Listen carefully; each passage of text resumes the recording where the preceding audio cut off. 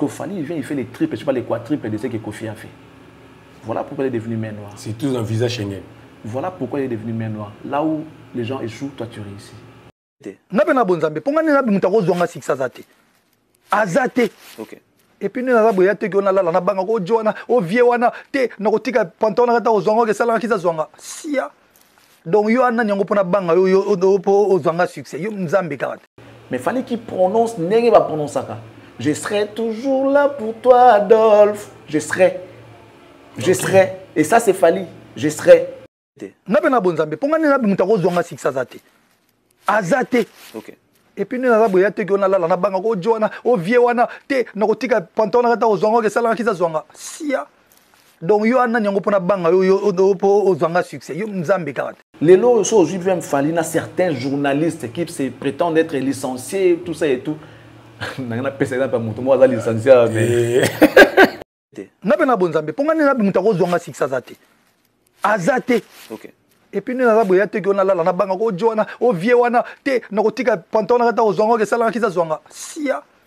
Donc yo ana nyango pona banga yo po ozonga succès. Yo nzambe karate. Niveau où il y a relation na bango, en tout cas, je parie que ça na niveau wana. Il aura grave atteint.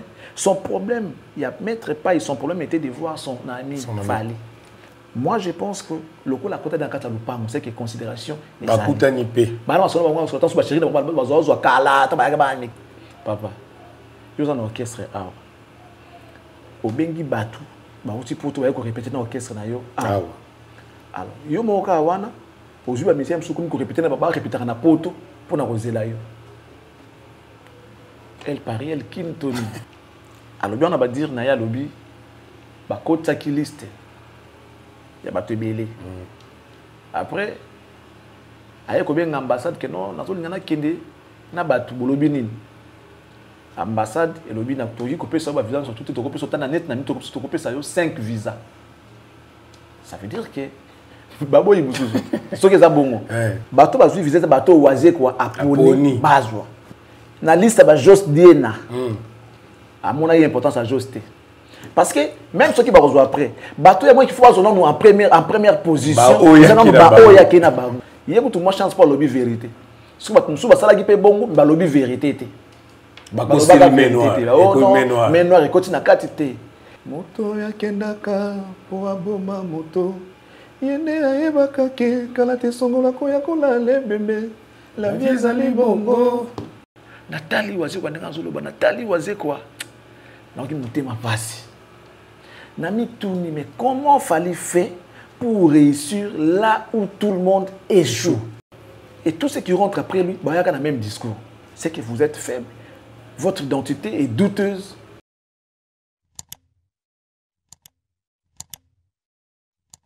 Franco TH6 et WMA Productions présentent Anslou Zolo, Monsieur Grignotage, originaire du pays de Soif. Demandez-moi pourquoi je suis dans les pleurs. Laissez-vous embarquer dans l'univers de Monsieur Grignotage. Ça m'arrive aussi de dire les choses que je ne connais pas. C'est dangereux, papa. Le samedi 13 juillet 2024 à 20h, au théâtre du gymnase Maribel. Retenez bien, Anslou Zolo, Monsieur Grignotage, le samedi 13 juillet 2024 à 20h, au théâtre du gymnase. BP Conseil HEC. La maîtrise de risque à la source. BP Conseil HEC, la maîtrise de risque à la source. Vous propose des services tels que Management qui HEC, certification ISO, audit et formation veille réglementaire, prévention des risques et santé sécurité au travail, analyse environnementale, coordination SPS, bilan carbone et NR, diagnostic énergétique, RSC, développement durable et reporting extra-financier. BP Conseil HEC, la maîtrise des risques à la source. Pour tout contact.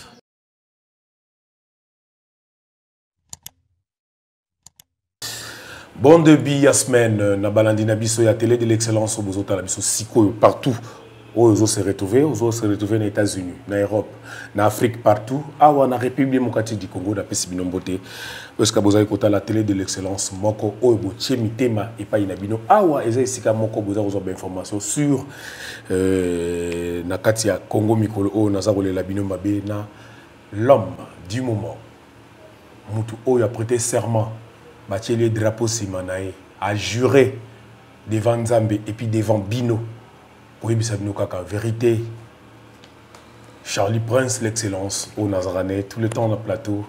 Nabiki, vous avez déjà reçu là. Beaucoup à côté belé. Émission d'Abino Formule 7 et Bandi. Oyo, et ça toujours Mikolo. En tout cas, merci Nabino. Merci Nabat Bozo, félicité Bisso. N'a représenté Charlie Prince, bon début de la semaine. Charlie Prince. Bon début de la semaine, Nayope. Merci beaucoup, Jimmy Kolecha. Bonjour, Nabat Nikoto la Bisso. Topesi, merci.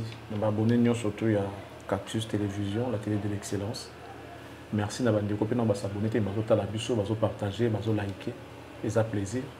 Mais le mieux serait de s'abonner, vous allez bien ma casse. Donc merci beaucoup à vous. Et si on ne vous dit pas merci, en tout cas, on sera ingrat. Vous faites un travail de titan et vous contribuez à l'évolution de cette chaîne. Nous sommes reconnaissants. Vous nous encouragez, nous sommes reconnaissants. Vous nous soutenez, nous sommes également reconnaissants. Donc merci pour votre confiance sans cesse renouvelée à notre égard. Et pourquoi ne pas dire merci à nos partenaires, hein? Merci beaucoup à M. Toussaint, les patrons de M4 Commercial. Souffrez que ça se fasse comme ça parce que ils sont pour beaucoup. Ils sont vraiment pour beaucoup pour que vous puissiez nous voir à partir de chez vous. C'est que ces gens-là, ils ont participé à l'évolution ou encore ils ont contribué pour que cette chaîne soit ce qu'elle est aujourd'hui.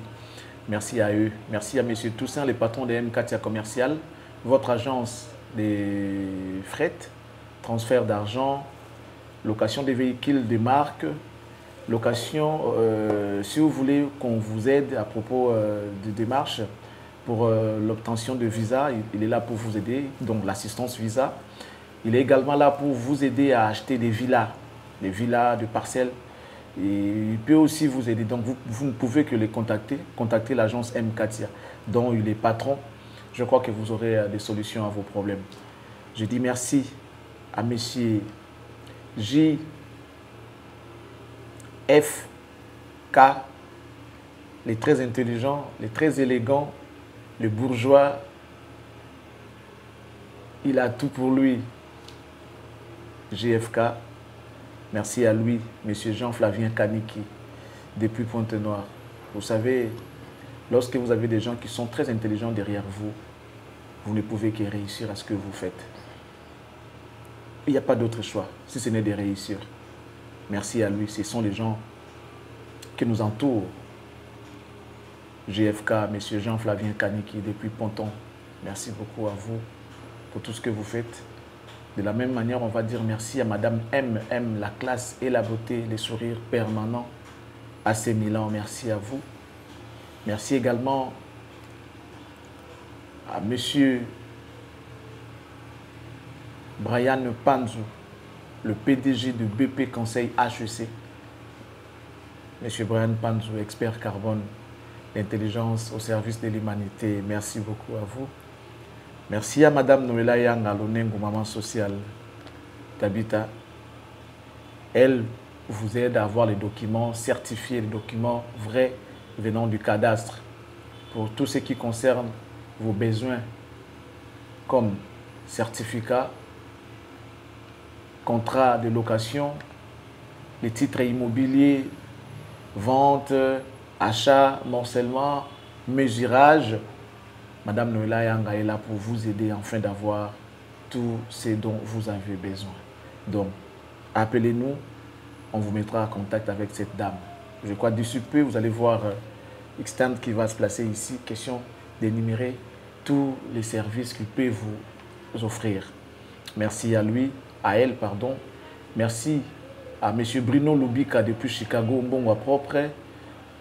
Alain Boïka, l'autorité morale, l'honorable Judiael Kakolo, le cerveau penseur, Nike Kuba, Mufuni Yolo, ami Golonde, mon ami et frère depuis le Canada, je te salue. Merci comme ça à notre ami le maréchal Souvé Iesa depuis Dallas, restaurant Yolo Ezo, sur le côté aux yeux appétit. Sur aussi il faut témoigner, parce qu'ils ont bon. Sandra Malone dans la lumière de Paris, Christelle Blanche au Coca-Cola. Merci aussi à une grande dame de Paris qui est Madame Annie Moussouloukou. Merci beaucoup pour tout. Merci à Sarah Malonda. Mon apoto ya tongo. Sarah Malonda yo ebi bamote belesko kotala biso. Et je dis également merci à une dame qui est très intelligente. Je cite Madame Tania. Je crois qu'elle va se reconnaître. Madame Tania, nous te saluons. Nous te disons merci de partager avec nous ton intelligence. Merci beaucoup. Voilà, merci Charlie Prince. Ngai pena opesa mbote pa bayibangai na binga bango bayibangai.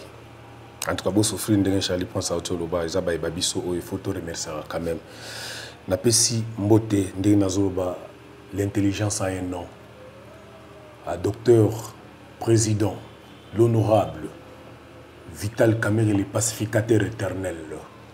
Na pesi mbote kuna le président Yakoloba mingi mingi zate mbote na yo Michel Lemoto.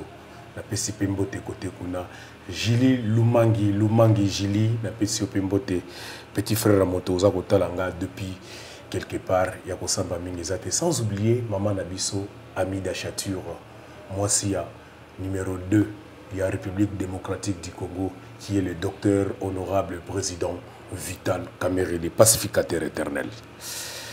Charlie Prince, to bandi Nabiso, mon rendez-vous, n'est toujours pas de ça. Voilà, hier, le pasteur Mike Kalambaye a pu jouer, Zénith de Paris.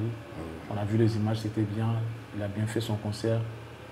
Le plein était là, le plein était au rendez-vous, comme aiment les Quinois. Ouais.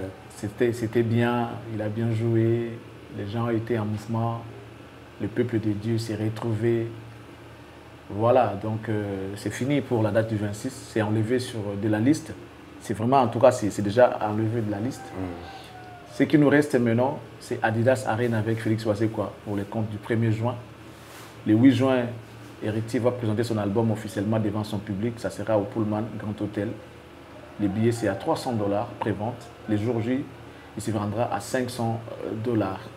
Ça, c'est le 8 juin. Alors, après le 8 juin, on va se rendre en Suisse pour les comptes de Genève Arena de Ferré-Golakis, qui aura lieu le 15 juin. Le 15 juin, Ferré va affronter Genève Arena. Et puis le 29 juin, Patrick Beckham sera aussi de l'autre côté de Genève pour une salle.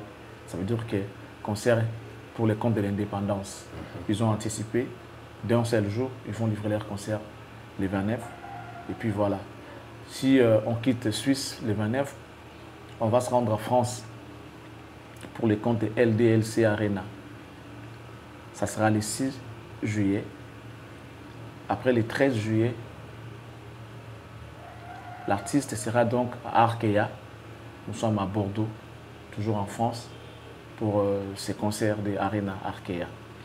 Et puis, si on quitte le 13, on va rentrer au pays pour voir le frère Mike qui affrontera cette fois-là le Stade de Martyrs. Ce sera le 27 juin et le 27 juillet. Le pasteur Mike sera ici au Congo pour faire Martyr le 27. Après, Fali sera le 27, le 21, je crois, il sera en Italie. Et puis après, il a une autre date au niveau de Portugal. Après, il a encore une autre date au niveau de Belgique, précisément à Liège. Et après, ça nous sommes au mois de juillet, jusqu'à fin juillet, il y a des activités. Et puis après, le mois d'août, voilà, le mois d'août, on est ici à Kinshasa, les 10 et les 11 pour les comptes des 48 heures, plus que Jack Bauer, la fête nationale, pour les comptes de Fali Ipupa, qui va commémorer, qui va célébrer une carrière fructueuse. On sera là pour accompagner l'événement, toujours avec le style de main noire. Voilà, main noire toujours, n'oubliez pas, faisons plaisir à l'artiste. Ça va donner une beauté imaginable. Imaginez que tous les stades ce jour-là, soyons comme ça. Un gant dans la main et on célèbre avec l'artiste.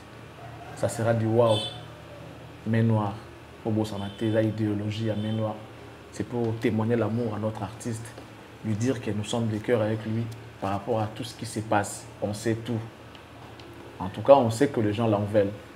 Mais il faut témoigner à l'artiste que nous sommes avec lui. Les Congolais sont avec lui. Même si ses collègues, ses confrères, artistes ne l'aiment pas pour de vrai, nous l'aimons.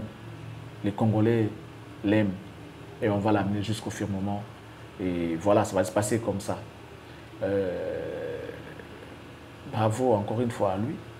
Et puis si on finit avec Fali les 10 et les 11, on va encore se rendre en France pour suivre Fabregas Maestro qui affrontera cette fois-là Casino de Paris et ça sera le 31 août.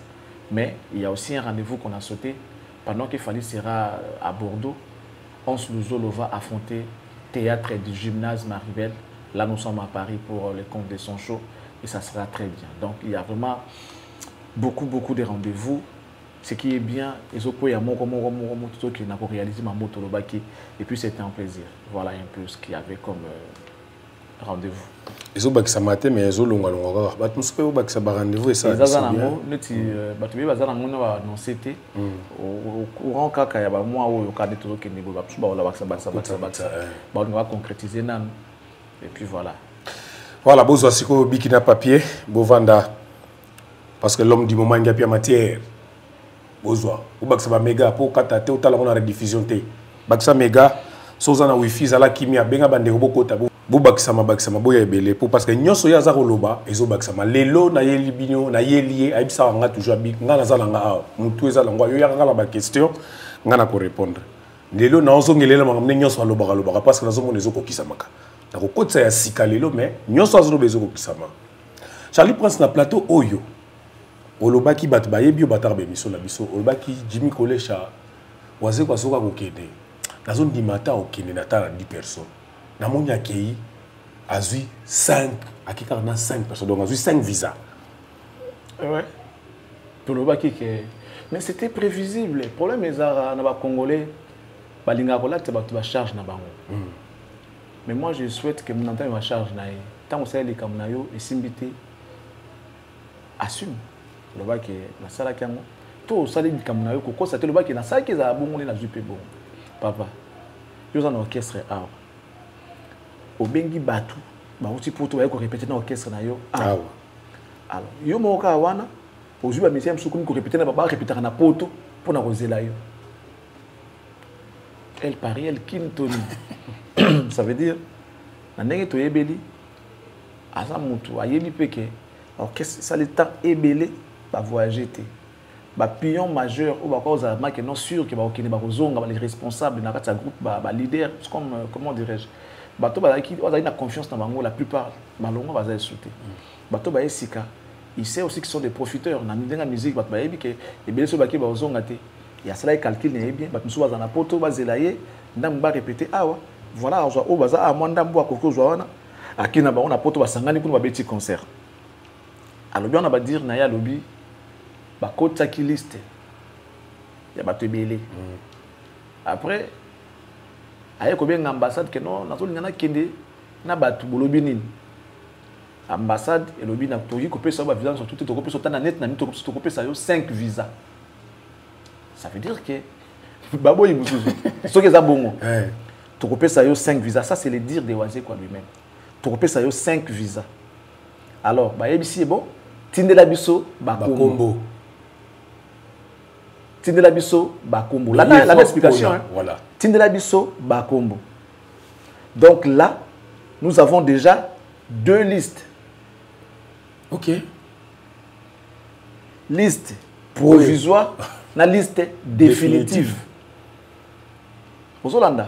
Et c'est le cas qui s'est passé avec Batouya Adidas Arena. Première double Adidas Arena. Ils ont qui n'engwana. Au côté de liste mon cas na système PC Ling.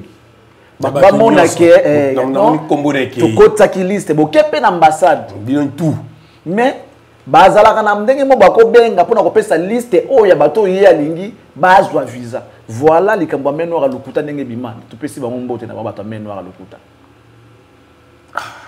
voici quoi lo bien mo Dieu est grand aye ko confirmer makambo to lo bana bato que boko kota liste à 100 personnes mutkolo makambo ko benga kuna. Parce qu'il est en contact avec Bango. Bon, qui est en charge na ye. Ici, il va que non na koti doute pour na batu tel na zuba fuite ki ba kozonga te. Ko pesa bango te ambassade o kata mango. Bango ba ngamboti kala kuna te. Apona Joza sincère atimisi biso avant. Ba kati bino.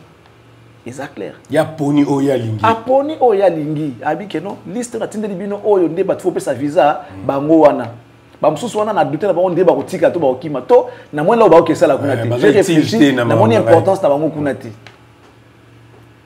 voici quoi la bien spécifié à lobby boy batsengi bakombo en tout cas mambo ba onde les chali basengi bakombo babi nae pesa biso bakombo to ko pesa au moins 5 visas parce que lui il voulait partir avec batou déjà bakende moi babino soko tali ça 100 personnes les amwa mobulu mais toujours accordé aux 5 pesa biso bakombo bato bazui visa bato oaze quoi aponi bazwa l'éclipse mon soso c'est on a dansé soir Champs-Élysées na soki na indice niké ils sont dans na 5 visas na liste ba Jos Diena à mon avis importance à Jos parce que même ceux qui va rejoindre après bateau il faut avoir nous en première position donc même les Jos Diena c'est important bon ceux qui va combattre ça ils a peut-être après mais bateau c'est important pour nawaze quoi ils a dansé zwana vous comprenez Eclipse indice niké Champs-Élysées sur na mutu moko wana les 5 c'est important dans le bango oyo ye a moni ki baza important atindi liste ya kombo na bango na maison Schengen que so bo pesa 5 bo pesa ba oyo ye ko tout moi chance pour lobby vérité so ba tumsu ba sala ki pe bongo ba lobby vérité te ba ko sel menoir menoir et continue na katité il avait jugé bon que bato na ba kendete parce qu'il y a une importance na bango te je vais le dire dans wana ko lo bango kaka Dieu merci waze ko révéler ya moye moko biso to tinda yete à lobby basenga qui est liste yango asali liste à Batouana ça veut tout dire les gens qu'il a trouvé important pour son concert et za bateau ya kena bango de Badios Diena bon non qui a lobby qui va me ya mardi hein totana non qui mo pika na yimo kuna pesa ka bon ki bateau o atikala ba ozela ikobima bataje alila ça reda double alila bazalo baga ki non bana batikala to la de la nanu bakozwa kaka ebima kaka ebima te ti de ebima te bazwa te na lobby ils a dossier collectif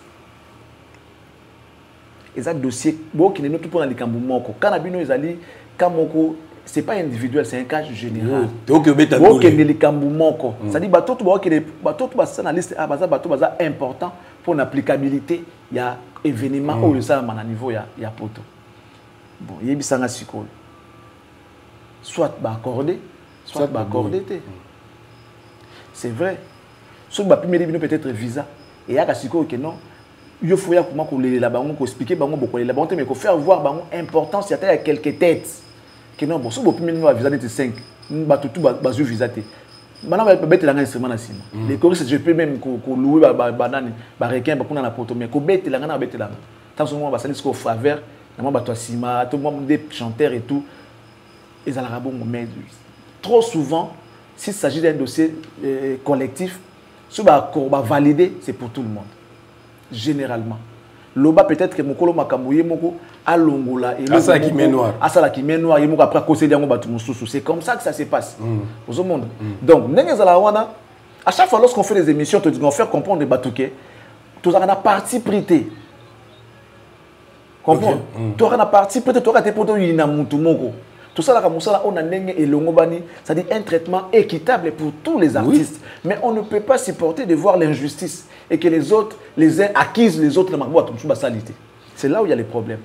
Donc, déjà au départ, qui est l'histoire de la cotisation. Préparé. C'est ma bourrage de crâne. Ma bourrage de crâne, genre que non. Abela qui dit que non, Simbate, Azaki n'a raison pour avoir des mains noires. Or, aïe, bagé dans la salle. Qui veut noyer son chien l'accuse des rages.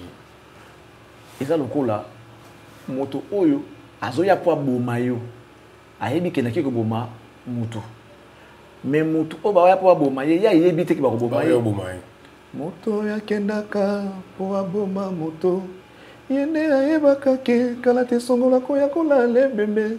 La vie ezali bongo. Kasi moto yo ba ya kapo ba bomaye. La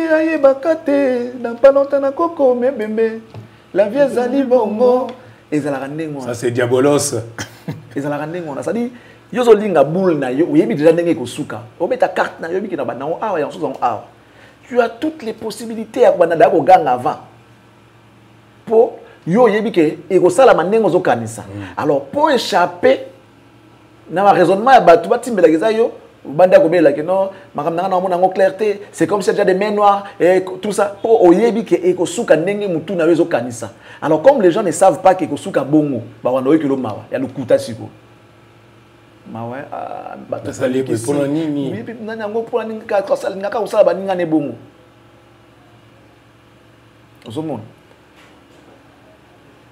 Cette histoire et la basala ba main noire wa baloma main noire so ibutaza fort. So ba ko qualifier dans ba ko taxi de main noire, il va se que comme na top niveau. Tout le monde ne regarde que toi. À un certain moment na Congo Kofi pas comme main noire. Tant en forme. Série, il y avait des Fali dans l'orchestre, il y avait des pitchs banani. Bah tout wana Kofi était puissant. Azala pe main noire. Dikamuke Kofi, dikamuke Kofi, dikamuke Kofi, dikamuke Kofi. Donc soit comme si on main noire yebake au mati, alors au mati, au commis insaisissable, au commis unbeatable, au commis intouchable. Je t'ai dit, papa, au fond du camp, Charles Laxanine, vous calculez Charles Laxanine, alors bien on lui cambote. Bosona qui n'a haute, mais aussi il n'est pas après ça kanga ikanda, c'est que comme il penda unbeatable. Pour ça, papa, on peut les constater, on peut les regarder. Il suffit de regarder, tu vas voir qu'aujourd'hui, Fali est très, alors très puissant. Intouchable. Unbeatable. On se comprend.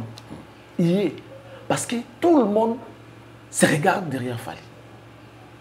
Alors, comme on dirait, pour moi, il y a comme le miroir. Donc, vous devez venir vous mirer sur Fali.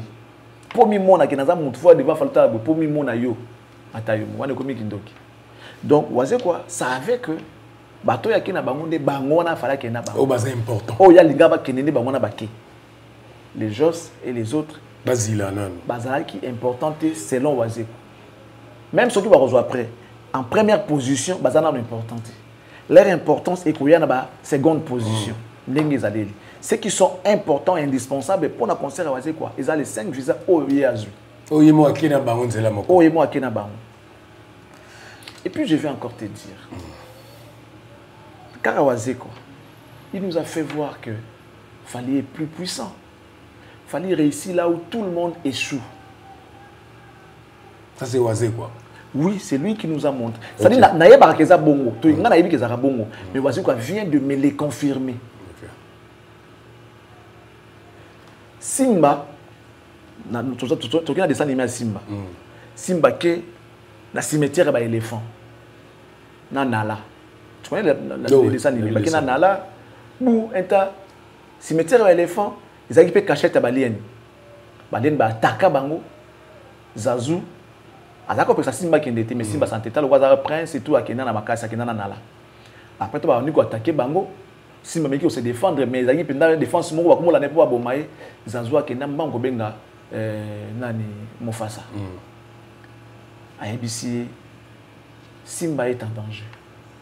Les rois lions à Ya, Boubou, à Beta, Balien, pas à sauver moi nanae. Et puis Simba,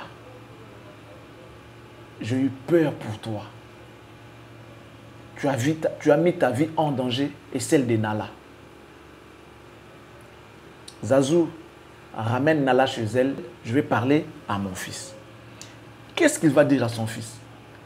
Simba, j'ai eu peur pour toi. Moi, je suis Simba. Le roi père n'a pas roi. Donc, père n'a pas de côté. Donc, père n'a pas ou rien. Qu'est-ce que Simba dit? Oh, même les rois ont peur. Père n'a pas dit si. Quelquefois, oui. Donc, biso to yeba ki ba musicien on a ba leader wana. Ba ko bange lo côté mutu ko sala bango mais noir raté mutu ko c'est-à-dire donc baza penna ba musicien à part entière ba na ba grand prêtre mais ils nous ont fait voir ba lo côté devant Fali. Je suis désolé de le dire comme ça. Moi je dis tel que Maramosa. Je dis des choses telles qu'elles sont. Wazé quoi qui dit et puis tu na ba visite aussi ba billet Air France. OK, ah ouais. parce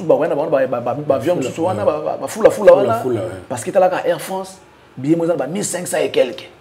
Donc déjà 5 billets boués, et ça c'est déjà au-delà. Si tu imagines que tu as 10 000, tu as 15 visas, 15 billets à Air France, tu en as combien? Tu en as 15 000 et quelques. Navandi, Nathalie waze quoi? Nathalie waze quoi? Nathalie waze quoi? Donc il me ma passe. Nami tourni, mais comment fallait faire pour réussir là où tout le monde échoue? Fallait amener combien de personnes en Europe?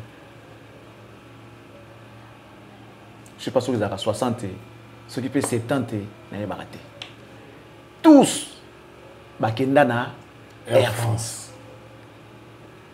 On ne parle pas de 10 billets. On parle de cinquantaines, ceux qui paient soixantaine, ceux qui paient septantaine de billets. Oh, il fallait à Somba pour na batouna pas sanini, Bakende poto. Je reviens encore là où il dit c'est une question d'organisation. N'est-ce pas que si tu es un producteur, nous sommes en état de besoin. Oui. On a Bango Moko, ils n'ont pas de producteurs. Si tu as un producteur, pour Beta, tu vas imposer les conditions. Bon, j'accepte les contrats, pour Beta. Bon, moi, pour jouer, je dois avoir une délégation de 50 personnes ou 60 personnes, dont le producteur doit prendre en charge. Il y en a toujours que la musique à Congo coûtera cher. Un producteur qui va la musique à Libana. Donc les gens qui font de la rumba, qui vivent de la rumba, ils sont à féliciter. Les lots où on a marché mondial, il y a musique, et comment on va faire un one man show, tout deux, trois, showcase, et ça marche bien. Vu que DJ n'a entendu 3 chorégraphes, n'a des choristes. Donc ça dit que vous avez déjà dit c'est beaucoup pour un producteur. Mais la rumba exige plus de 10. Sauf que nous avons danseurs. Danseuses. Bon, je dis les danseurs dans l'ensemble. Tant que nous avons 8, tant que nous avons 10. Si tu prends les musiciens, tant que nous avons 3 côtés, leader na 4, tant que nous avons 4, ça fait déjà 8, plus leader ça fait 9. Je vois ce que les musiciens. Vous comprenez? Tant que nous avons 2 clavéristes, 4 guitaristes, solistes et accompagnateurs, bassistes, nami solo. 4 guitaristes. Aujourd'hui, batteurs. Aujourd'hui, percussionnistes. Donc, pour un orchestre, on peut déjà compter une vingtaine de personnes. Mais on n'a jamais vu Fally se plaindre. Mamba visa, ou Mamba se plaindra tous les jours. Fally aïe, ajoute visa dans bateau musicien T. Mais bino, rien que pour vos musiciens, beaucoup de choses va visa T. Il faut faire ça la sélection qui sont importants et qui ne le sont pas. Réfléchissons, on est contre personne. Fally ajoute visa dans bateau PC Leng. C'est-à-dire que même soit Azate, il sait l'autre. Attends la délégation, soit le 15 personnes dans bateau qui n'a pas poto.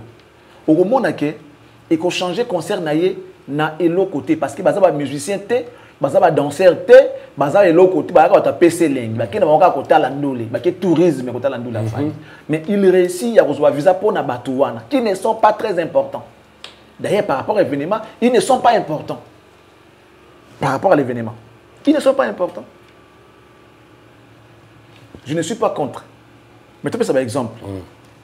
Aujourd'hui, petit nangaï nani Gauthier Bilel. Petit nangaï Olivier Massoudi. Aujourd'hui, même les chroniqueurs qui n'ont soit n'a pas ces bakine pour toi comme soit n'a kuna. Vous comprenez? Ceux qui bakina quitté. You ari n'engabe tamate. Rien n'engabe tamanonga. Tant baké basalini. Baswani. Ça c'est l'autre par rapport à l'événement. Mais l'événement est bétami. Donc même si bakina quitté. Concert on est ça n'engabe. Mais Fally a eu luxe. C'est appelé le luxe. Il y a reçu tout une affaire de 70 visables au moins bon si dans boss na bo rappeler tout dans commentaire les nombres exacts peut-être tu vas 70 69 70 oui va bien. Mais c'était au-delà de 50 visas. Et puis les français Non, par rapport au visa d'abord. Parce que maintenant, ils ont un visa. Pour la billet, maintenant, on a ça, maintenant. Ce ne sont pas billets de Kina Bango.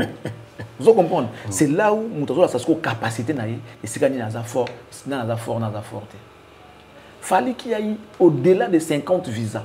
Donc, quelques musiciens et qui sont autour de l'événement, mais basé moi, musique. Plus de 50 visas. Il ne s'est pas plaint en disant, dans un visa ndambo, dans salaki boete, bakota qui n'a des temps. Parce que bakoti siko, parce que rendez-vous na kuna papa ne basali na bango.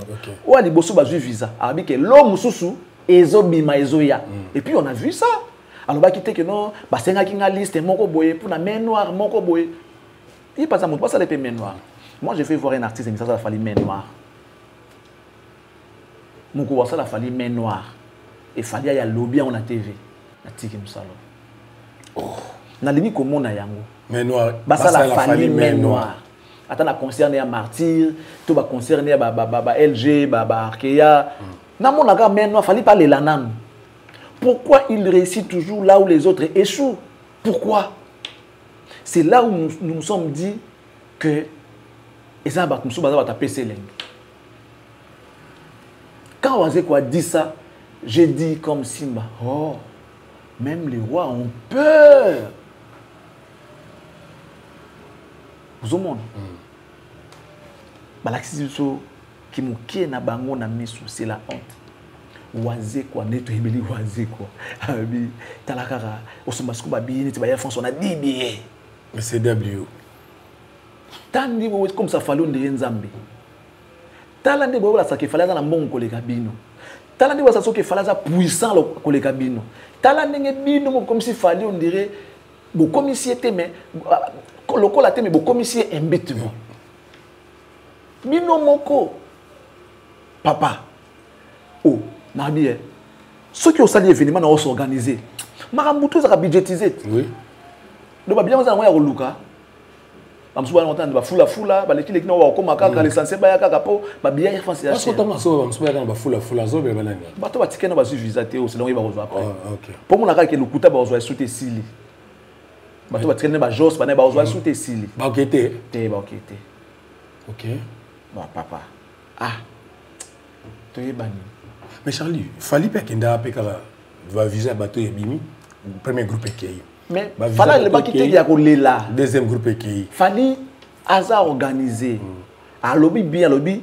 Premier lot. Alors en fonction de rendez-vous. On ne peut pas traiter les dossiers où il y a les lots. Bakanga ngoti baza mu dossier musu ko kota bakaba sangsango non. O ye koti ba traiter ba libérer. Kota musu après et comme m'appelle après, ils ont na cadre, ils ont na cadre te que non, ba lobi na epona ba to ya liboso c'est ma to te, ils ont mambo pona te. Pesa biso combo nous aki. Ils ont lokola nga na koti lundi.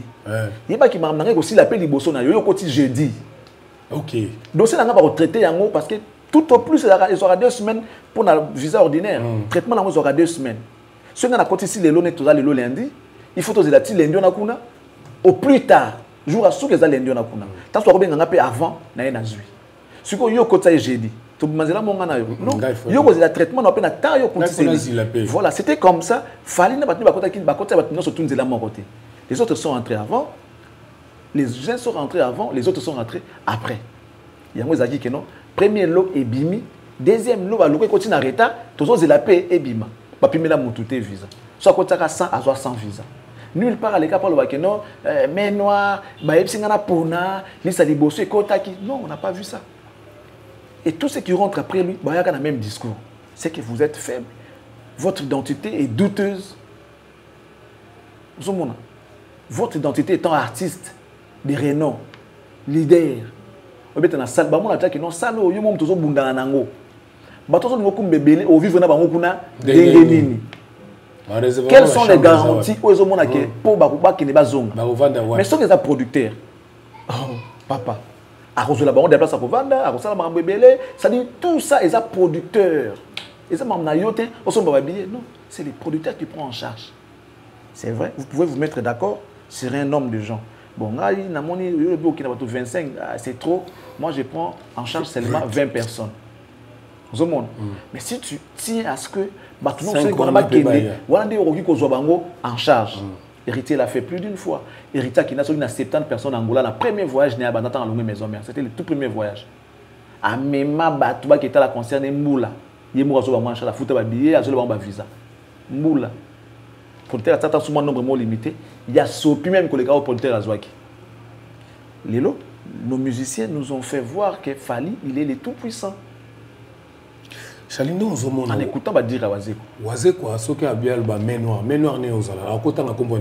Bazana Moutoumoro, Ménoir, mais papa, toi qui n'as pas Ménoir, Ménoir, il y a Moutoumoro comme il Fali, non? Ok. Ménoir à Moutoutou na Congo et comme il Fali. Ménoir, il y a Moutoutou na Congo et comme il Fali. Avant, ils avaient Kofi. Quand les Fali étaient encore dans le quartier latin, Kofi dans la Ménoir. Parce qu'il a encore réussi au Makambounaï. Parce que Fali, il vient, il fait les triples, je ne sais pas les quadruples de ce que Kofi a fait. Voilà pourquoi il est devenu main noire. C'est tout un visage Schengen. Voilà pourquoi il est devenu main noire. Là où les gens échouent, toi tu réussis. Soit toi Nakisi, soit tu yo Nibalo Bagawana. Comme on dit, Congolais, ils ont un complexe, Moko ya Mounene. Et logo ya kokite. Ceux qui moninga koki, au lieu de normal, à tout na yo, au sala qui n'est pas koka. Il y a le kelo d'abord wa hypothèse. Ah, PD wana. Faut se Nibalo wana obo kinana kotana, kuna va appeler ça au visa na kotana. Tu vois les dire les gens. Ba dire na bango za rabon. Ah, muto ba kisi wana. Ya somi voiture wana. Ah, yo aussi ta somi voiture wana. Mais ngoko muto somi la gaye o moi snia mukolo. Ça c'est les Kinois. Il y a un moment qui nous a avancé. Qui n'ont pas réussi. Au lieu pour ça, avec humilité, à tout ah, qu'est-ce que tu as fait? Comment tu as fait? Parce que moi j'avais essayé, j'ai échoué, je n'ai pas pu. Montre-moi comment tu as fait pour nga pena banakosala. So mutama la relaxa yo parce que y a humilité. Mais aller place au loko yeba ndenge ni asali pour réussir yo yo ko bandi ko fingai. Ah mto akisi wana. Siko yebisanga mais tu au type blocage na vie na yo. Au type limite pour au ça la sous-souté, au ça l'effort na mutu noté d'aller akisi. Quel effort toi tu vas faire? Le gros akisi, c'est qu'il faut vendre. Or il y a ça qui on akisi, il y a ça qui on a maïlé, na courage na approcher tous mes frères, comment tu as fait? Montre-moi s'il te plaît. J'en ai besoin. Bah relaxa pour sali aux huiles. Nandi ba kofima le ba ke non. Tika ko benga batba ngida ba nakisi po mukolo po ko ngida ba le ba ke poza nakisi. Moi depuis que j'ai compris ça, na qualifié à mututé. Nous on nous taxe de tout parce que on essaye de réussir là où les autres ont échoué. C'est le cas de Fali.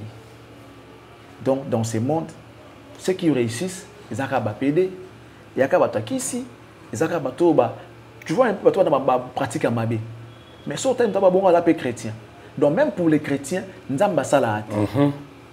Même pour les chrétiens, nous avons ça. Il faut que Satan. Tu vois? Mais pourquoi vous priez? Pour que nous sommes là pour nous. Donc, même nous, les Congo, ils attendent la politique, la sociale, la culture. Même nous, comme il fallait. Ah, ta politique, c'est le visa, c'est ça. Même nous, ils ont fallu. Et on te dit, même nous, tout ticate. Tout ticate, même nous.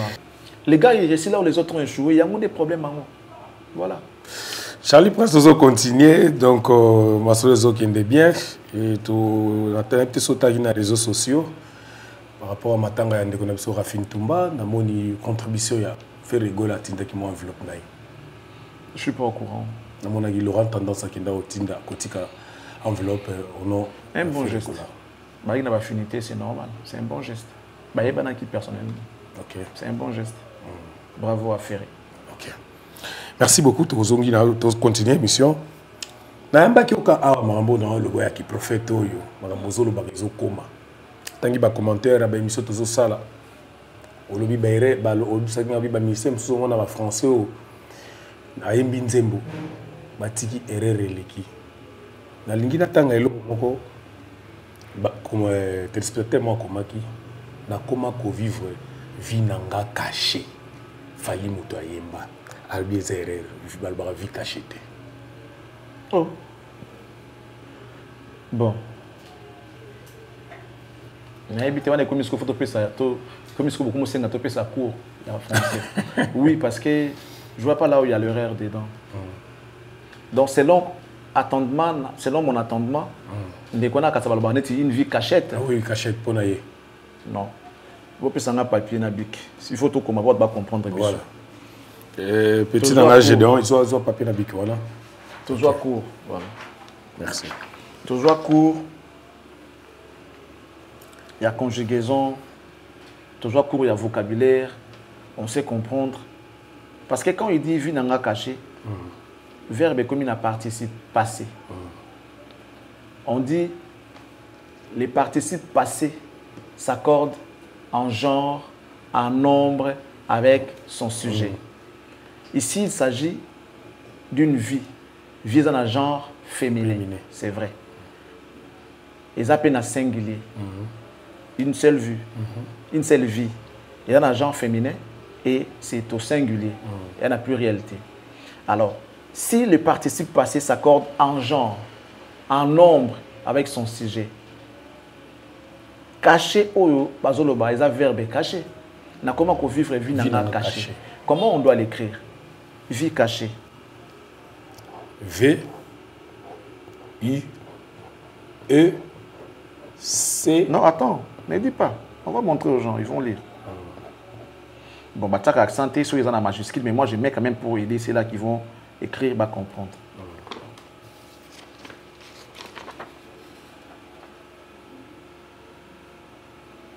Vie cachée. Yangora. Donc, comment qui moutouna. Réponse est en au Kenda. Je donne bien. Je vais mon embarras parce que tout au Kenda. Ça veut dire ici, caché dans la participe passé. Comme ça s'accorde en genre, il y a un qui et pour la qui féminin. Ceux-là qui problème caché et il y a moko. Avec accent. Alors, comme il s'agit d'une vie, il y a un genre féminin. Il y a un bâti na e mususu di bosso nango. C'est ce que là qui n'a pluriel. Par exemple, les vies humaines, par exemple. Les vies humaines. Ah, ceux-là qui par exemple vie boyée, cachée, ben là ça na S parce que ça devait s'accorder en genre, en nombre avec son sujet. Le sujet ici c'est vie. Vie. Ah, on a participe passé à verbe caché. Donc ça s'accorde en genre et en nombre avec son sujet. Ça s'est accordé en genre, en nombre avec son sujet. Le sujet n'a pas vie. Vie cachée, c'est une vie cachée. Oh, il fallait comment vivre vie cachée. Alors, pour nous accorder, il y a un moko nasliboso, il y a caché. Et si il fallait qu'ils aient cachette, non. Non, ça c'est. Donc, ils ont règle, il y a participe passé qui s'accorde en genre, en nombre avec son sujet. Et puis je vais revenir dans le Kamsous pour le temps où le bien est un peu moins aidé. Il y a des gens qui disent eau bénite. Eau bénite. Voilà. Quand est bénite? Et ça, lorsque on a eu bénédiction, il y a prêtre. Bah, prêtre catholique. Ceux qui prêtent à bénir Owana. Voilà, sango. Les tobenga yango o bénite. Benedictum. Bénédiction. Benedictum. O bénite, ezakaka oyo prêtre à bénir yango. Il y a une condition. Pain béni avec T. Parce que là, il s'agit de bénite avec T-E à la fin. Eau bénite. Pain béni par un prêtre devient pain béni avec un T à la fin. Mais pour le reste des choses, ma fille est bénie. Ma fille elle est bénite. T. Ma fille est bénie. Tu prends que le MUE, tu rajoutes à la fin pour la relaxer. Genre, il y a Moutou ou Yaza béni. Donc les gens font beaucoup de confusion. Ah, moi ça béni T. Aza béni. Il y a que cet eau-là, comme a été béni par un prêtre, les pains bénis par les prêtres, il y a l'exception, il y a eau bénite, to pain béni avec thé. Généralement, mais pour les restes, même quand Dieu bénit, Dieu l'a béni. Fille ou garçon, c'est toujours Dieu l'a béni, mais ça change car on a un vocabulaire dans nous. Pour ça et pour moi si au il y a pamba pour genre masculin. Alors ça la confusion a trop. Il faut que ça la recherche, que ça la étude, donc dans ce profil on ça dans le papier bon parce que ça va la confusion là. So il sait que non, cette fille elle est bénie. Bénie ou elle est bénite. La fille elle est bénie. Le monsieur il est béni. Cette exception, il y a un makambo oyo prêtre à bénir. Et ça, pour yango biloko wana kaka le reste ils na i tona it e na suka ici. Te ça pour na biloko oyo o bénite. Tona pain béni parce qu'on parle de l'église. Tout ça c'est un sacerdoce. Pour les restes des choses, ça varie kaka na e to esuki na i ya pamba. Voilà. Mon enfant est béni. Ma fille elle est bénie. Tout le bagage bon. Moi on est comme bénite. Oh non, béni t'es béni.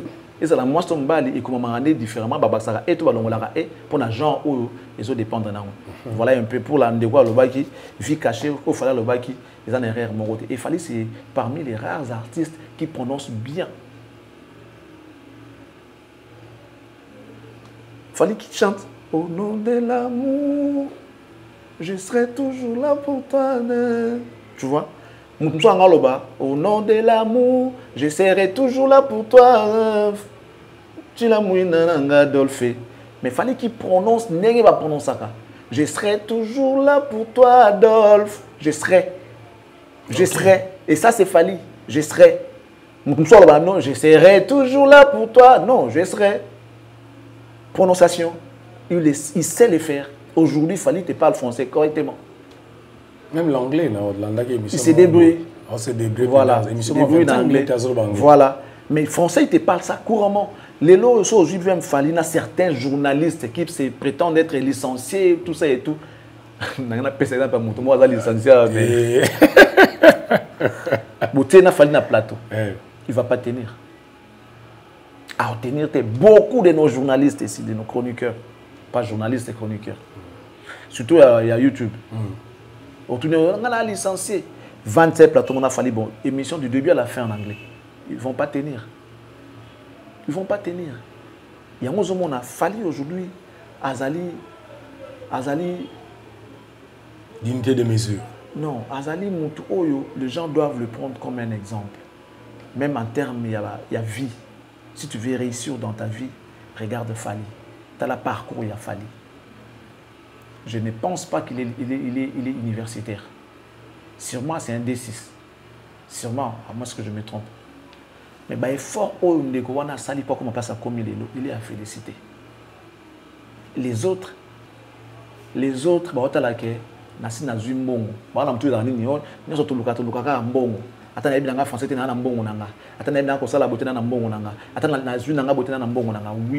Mais il y aura des endroits où tu ne sais pas parler, tu ne sais pas te tenir, tu ne sais pas te comporter. Et puis, monsieur Monsen Zimbongo, il y a pour défendre. En ce moment-là, on regarde la personne que tu es. On regarde l'artiste que tu es. Si tu ne sais pas te tenir, si tu ne sais pas dialoguer, tu ne sais pas... Voilà. Obama Monsen. Je suis artiste au hasard moto. So, au yoki, au tali, allure na elelo, au tali bay fort à sali, au tali nenga comme lelo et c'est pile ça. Voilà pourquoi il faut donner beaucoup de respect à cet artiste là. À zo servir batebe un exemple. As un symbole il y a courage, symbole il y a réussite na vie. Na bengi sou moi na makelele. OK. Na pe na bengi moi na makelele.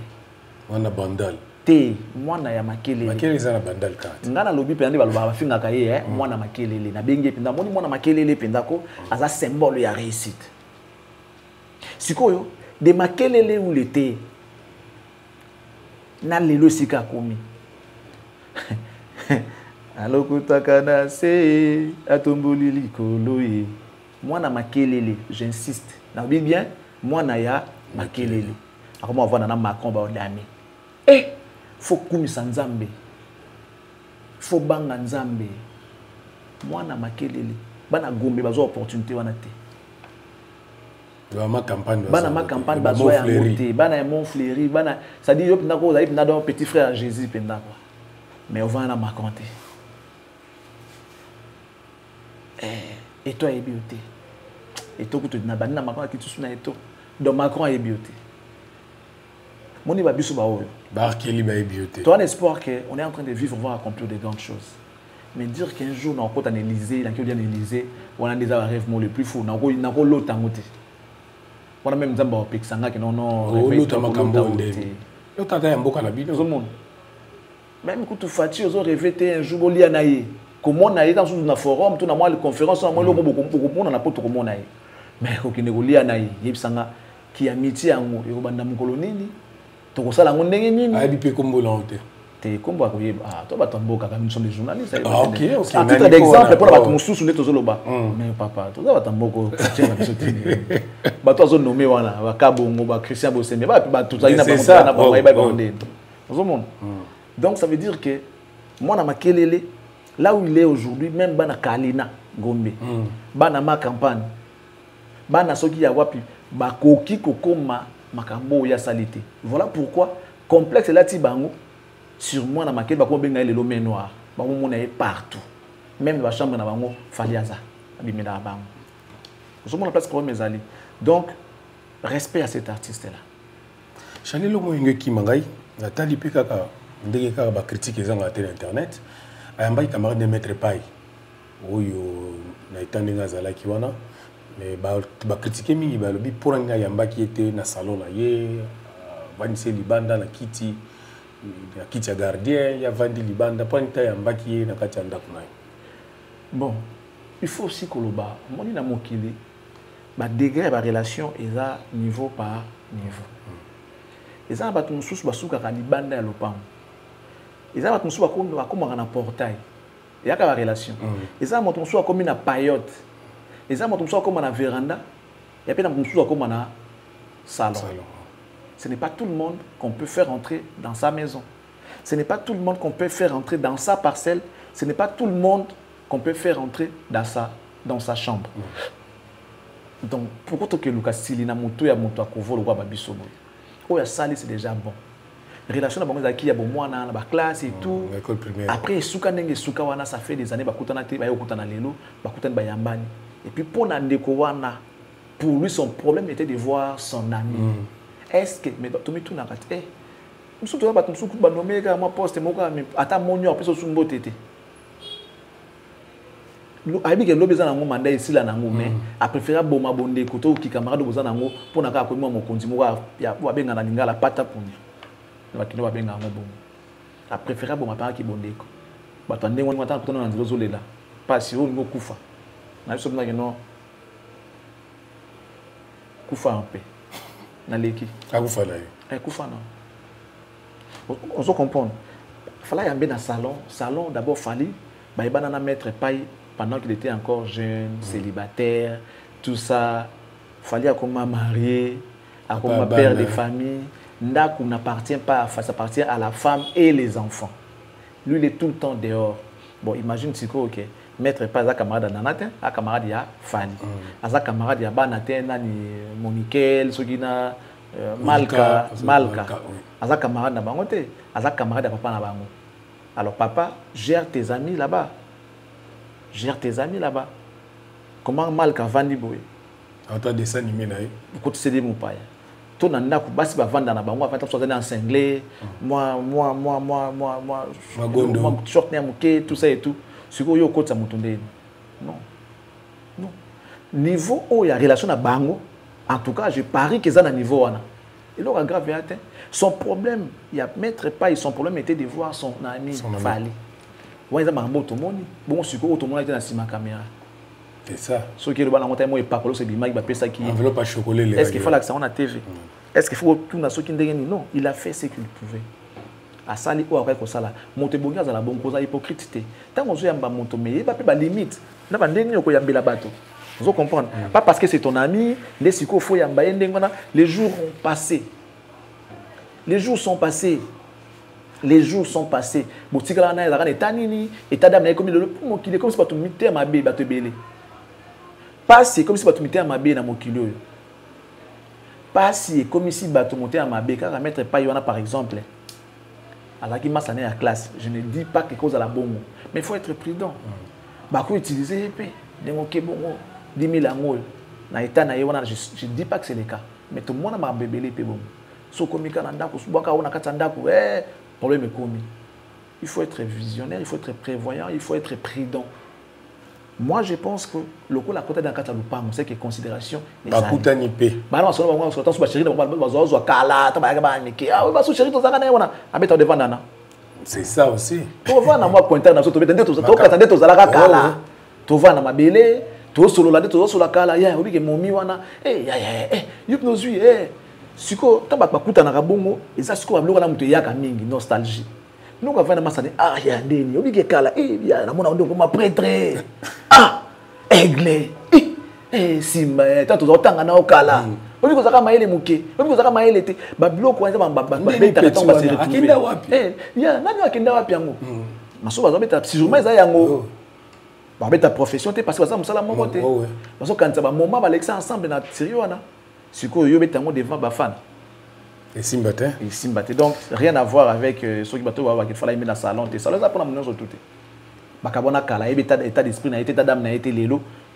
Et puis bon, même qui a amitié à moi, Bamozaki, ma chambre à coucher, il a salon. C'est ça. À l'époque, il était encore célibataire, n'avait pas de maison. Donc, Lélo, Nana a eu une relation avec Bamouanate. Bana Baby Mamna Bamouanate. Donc, ses amis, on a Kala, à gérer à mon abna Batunaï. On va évoluer avec Charlie Prince et merci beaucoup. Bon, souffrir na nous en tout cas, Toti Kamambote. Bolo balo, beleng na wezala so bolo lobby. Excellence ça y est, discours échange. En tout cas, makambo yo. Na polo ba on a TVT lobby na leka na citation mais on a mo excellence à boy discours échange na lo bana mi te meto tika ka teto continuer Charlie Prince batu les gens battre taka fali poupa d'orgueilleux babijo wana par rapport à la taper moi ba mapeka mo lo lendo moko boy okolo banini côté wana bon. Orgueilleux. Non, mais cela n'arrive que lorsque mon ami est bi. Socrate a dit, connais-toi toi-même. En latin, on dit homo homini lupus. L'homme est pour l'homme un loup. Okay. Donc, on ne sait pas à qui faire confiance. Alors, ce qui m'ont aussi à Mati, vous laissez qu'on fasse des abondants comme un meneur à Congo soit ça monto akenda kenda babwa skolango akomela mela masanga komela na banganda tanso banganda ba noir par exemple akoba eno na nganda moko boye entala ngo sikoyo animbi afaze imagine ce que tu bazangi ba visa na bango na mokilio basali bango G que to côté ya komona bino mais noir et puis meli bino visa ba mona sikoyo non ko basali ne non barrête donc il doit être prudent c'est un exemple moto a mis bi place azali a mis valeur na ye azala libanda te il doit pas être partout. Je répète encore cette citation dans le latin homo homini lupus. L'homme est pour l'homme un loup. Donc, nous avons boé, mais quelque part, nous n'avons pas confiance parce que nous avons katinote. Je dois être prudent. Ce comme il battelité, nous devons battre la yo azate. Satan tenta Jésus en disant wa mwana nzambeti ni bwaka na siawa ba ange ba yako yamba yo totala. Jésus a refusé. Non. Pour la nami bwaka. Il a dit que c'était un danger. Nami bwaka pourquoi? Parce que maman nzambeti ba na yo moko. Si tu oses tu vas mourir. Ne fais pas ça. On se comprend. Satan a demandé à Jésus ami bwaka, jette-toi. Les anges viendront à ton secours. Jésus aboya. Attends distance. Aboya. On se comprend. Donc, mutu so miye ba komi batela. So yebi komi batela te, mutu akoya ko batelo azala te. Même Dieu akoya te. Nzamba te devant yo bilo komi bala, après sur maeli, après sur discernement otala ke. O eza mabe, o eza madame. C'est pourquoi il nous a laissé libre. Soto ali na boyebi wana te, nde on a lingala nzebi. Soto ali na nzebi wana te ke non, mabe yango malamu yango yo. Dieu serait toujours là en train de veiller sur nous. Mon fils ne passe pas par là, passe ici. Mais il a mis une connaissance en nous. Après, il te laisse le libre arbitre. Fais le choix. Mais sache que tu seras jugé au dernier jour. C'est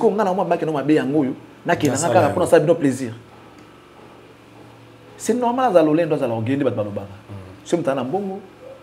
Ces messieurs-là, ils aiment le luxe. Il y a des artistes musiciens congolais. Ils montrent à 100 000 euros. Les stars, soi-disant stars. Montre 100 000 euros. Moi, Rolex, tout le monde montre-moi 100 000 euros à la honte. Mais il y a plus de 100 000 euros.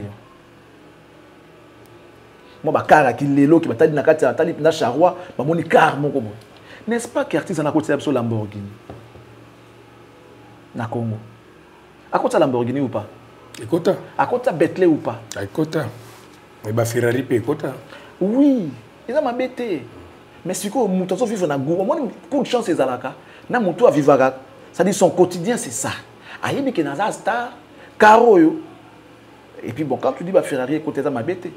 Mais il y a des artistes qui vendent leur véhicule. Tambo na moti otek, botek la car wana. Ba teki pon fote kaka. Mais chez nous quand tu vas tumba inda kuna nini Touareg na emote ya kala zaka na umbu. Iza kuna tiangu kuna. Yamba ba baby sa ngo pour ba inda kutumba kuna. Ça veut dire que une star ateka mtu wa nene. Collectionner un gros dans sabatu. Moi je commence avec ça. Regardez ça la tête. Ça fait partie de l'histoire, ça fait partie ya bo motonayo. Ça fait partie on noté comme nene. Les stars ne vendent pas. Soit tu as place à collectionner un gros, à tiango wana parce que l'autre temps on makala ils ont comme un peu la valeur. Ils ont comme un peu la valeur. Il y a le rôle à vin. Surtout pour les stars. Pour les stars. Ba blogo ya bango ya kala. Sumta monyango ana posa zwa mokaka. Pourquoi tu as blogo na luingi tu vas avec non intel oteka mtonde na moyo mtoko bateki mikolo. Bateki infinity mo mikolo. Hein? Bateki mutuka mo mikolo ya noir. Infinity. Bateki mutuka mo mikolo. Tu vois un peu. Ça veut dire Aza orgueillité, ami yebi aza. Et puis quand monsieur Mati, tu vas pas te mélanger dans bateau aza dans niveau ya ko lia, ba aza jaloux. Oui. Ba lingote. Ça le saba on a distance, ba za na point na bango, yo pe les candidats. Nous sommes tous orgueillés. Pour gagner tous abu. Ah, on a orgueillé wana. Ba benga ngape orgueillé. Na sala bango ni. To wele loko te, to sona te lo mote mais ka pour na dina linga na mi yebi onga na za. Na za orgueillé, bongo yim ta na ba millions. Yé millionnaire aza orgueillé, donc en tout cas aza orgueillé. Na ne ba ba lingila wana. Mais quand il y a des moto ya mutu na oya yebi azali ya des fois za la bombe aza orgueillité bah tu as dit si on a tout na question est-ce que oyebi que fallait en tout cas jamais on s'en confiance non nous comme putain malgré nous ça en tout cas on s'en jamais confiance non nous comme ça c'est la conception ba congolais au moni balobaka à chaque jour suffit sa peine. Quand je critiquais l'artiste, quand je parlais les mal de l'artiste, et puis ça s'est arrêté à un moment. Au moins, quand moi, des jours, dans le baka ça l'a passé. Il y a eu des réactions de tout le monde. Si vous avez kanga yango na mutuna bango que non, aloba na fali boy, asala fali boy. C'est parce que ba yoka yango kana moi temps wana kaka na sala yango wana. Ba yoka pasi kaka na temps wana na sala yango wana. Et puis pour na bango bako limbisa ngati. Batumsuni balobaka que non, ce qui voilà, ne la ka senga pardon, na pardon senga mututé déjà. Na ngote et puis nabi mabe na salati. D'accord? Ce que je fais aujourd'hui, je le fais parce que je veux le faire. Il y a eu mes raisons, je disais des choses où on a mabé. Pour nanga eza mabé za opinion nanga. Même si pour na ki malamu, ngala wana on mabé ezangai. Ezanga. Vous comprenez? Les goûts et les couleurs ne se discutent pas. Même ceux qui un jour na critica qui concert mo ya fali que non et a concert à mabé. Ata baba bona qui concert za malamu, ngai na mona ngo mabé point barre, on changer avis nanga té. Que les gens comprennent ça comme ça. Ils ont opinion nanga. Et c'est fondamentalement nanga mamdi aux hommes là. Faut que makamuka na ndenge moko. Non. Non. Si on a un concert, moi il fallait mabé, na bi concert moi ils ont mabé. Ata 100 personnes avec ça danger. Nga moko kaka na bi ke pour nanga, je dis bien pour moi et à mabé. Si ko yo o balanga na lobi mabé na ça mabé. Ou ils ont opinion nanga. On ne peut pas voir les choses de la même manière, de la même façon. Non, c'était mon opinion à moi. Le problème que on a quand je disais ça, son parti à malam c'est ça mon problème dans le bango. Parti à malam on a yebi pe pour na yebi yango. C'est tout. Le problème que j'ai c'est ça. Na maman babé na salati. Et ça que ça l'équilibre quand il y a les mal. Il allait bien. Pour Nanga Siko, je ne voyais que le mal. On a mal. Bien que pour Nanga mal, on a bien. Voilà. On ne peut pas tous être. Tout ça, unanimité dans ma camoufle. Non. Même Dieu ne l'a pas fait. Fali non plus ne le fera pas. Il y aura toujours des gens qui seront peut-être pas d'accord avec ce qu'il fait. Bien que nous, aujourd'hui, par ma camoufle, ça tout le monde a bien. Mais certaines personnes ne sont pas d'accord avec lui. Il ne fera jamais unanimité par rapport à Mamadou Salah. Même Dieu ne l'a pas fait. Que les gens comprennent ça comme ça. Donc, si vous avez dit que confiance, les gens n'ont pas confiance. Mais s'il faut répondre à cette question, je dirais ceci. Sauf qu'il y a un problème, donc,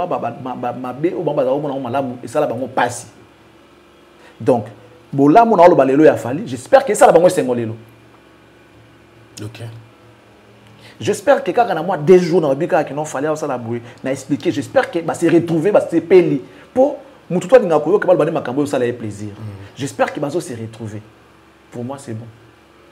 Confiance ou pas, même si j'arrête aujourd'hui, au moins dans moi des jours, j'ai fait plaisir à beaucoup de personnes. Au moins, j'ai dit montrer à ma manière ma valeur aux artistes à ma manière. Les gens l'ont fait, ça l'a rendu tout bien pour les Kanga. Mais dans moi, des jours au Kaka, beaucoup de gens sont contents et les gens nous soutiennent. Dans ce moment, on a des vidéos, tout ça. Dans ce moment, les gens m'envoient les vidéos. Fala ça la confiance. Au moins, si ne serait-ce qu'un warrior se retrouve dans ma Kambonga na Osala, pour moi, je dis merci Seigneur. Mais alors que ça a un thé. C'est des milliers de warriors. Parce qu'aujourd'hui, on révèle au monde entier mystère caché, mon souci artiste va pas quitter. Donc, soit ça a confiance, ça c'est lui, je ne le demande pas. Ça a raison, ça a confiance. Si on a compris, on a battu. On a motuté parce que a pessingaité, parce que a d'accord nangati. Non. On a motuté c'est au choc des idées que jaillit la lumière, tout débattre. Il y a au fingate, oui, pendant au yolobi a ngana lobité a tes abbés. On débat, après trouver solution, trouver na terrain d'entente. C'est comme ça que moi j'aime. Les intellectuels se battent par des paroles. Il y a qu'un makambuto solo là, il y a qu'un débat. Propose des sujets, on va débattre. Tu verras que na roloba on a yebi, peut-être que na rolonga, autant tu na convaincre. Na ko chanson peut-être sur la vie. Vous avez biso tout ça bateau yo. Tout ça na moi grâce à Nzambe liko na biso. Ngana pena moto yo. Nzamba salanga na moi eloko moko na bité que je suis le super intelligent, le plus intelligent non. Et ça paye grâce. Nzamba sali ke maramo soso ba mamba bandi mabas, ça dit tu sais convaincre, l'art de convaincre, ezalaka don, ezalaka na ko benga moni ezalaka la bénédiction mo nzamba na kati ya moto. Il y a des gens azana mbongo ama mebele mais azokoka ko convaincre mututé, azokoka ko ramener mutu na idéologie na été, il faut utiliser ba moyen moko boy. Mais nous autres, on n'a peut-être pas l'argent. Mais quand tu te pointes devant quelqu'un ou expliquer makambo, wow. OK, j'ai compris. Nalobi, mon logo la JFK, Jean-Flavien Kanik. Jean-Flavien Kanik, depuis point très intelligent. Et tu sais tenir une discussion avec lui. Ah, il faut ça là. Il faut ça là. Tenir une discussion avec Jean-Flavien Kanik. Vous conversez comme ça, vous discutez avec lui. Au PCP, idée à valider. Oh, papa. Et nous avons cette capacité. C'est tellement remarquable ce qu'on fait que nous avons cette capacité ya kutombola pe ya kokitisa. Eza makambo nzamba tsaka na kati ya mutu, grâce au nzamba tsaka na kati ya mutu. C'est pourquoi mon anga batumsusu soki lobika lika mukie eke alobi boye abomi mutu. Alors qu'il y a eu des gens qui ont tué des gens. Abomi penda mutu lobi batumsusu ba mona ki mais il suffit que yo bundaka tant moi les coffres beti mutu il fallait ça il était pour se comprendre. Donc dans ce cas confiance l'artiste mais cela n'est pas mauvais et si ce n'est pas aussi mauvais ceux qui perdent ça la confiance parce que dans un monde qui est ennemi dans un monde qui est la vie ou ici la raté. C'est ça. Il y a des gens qui ont fait pur. Des gens qui ont insulté, qui sont allés au-delà, tout ça et tout. Mais on voit les artistes avec ces gens-là. Et qui vous a dit que ça n'a confiance? Ils ont bien que Nazo Luka Yangote. Moi, mon problème, c'est d'être bien nanga moko. Cause la libre, cause la clean. On dit que Naza pour ma mutute, Naza musala ngandenge longo bani malam na lobi mabepe na lobi. Vous avez vu? Et c'est mon sorry, c'est mon amour siko yango wana. Eleng nango yango wana. Parce que je ne vois pas pourquoi tu as dit et puis, nous avons ennemi. C'est ça. Alors, les fans, laissez les fans, ils sont rebelles.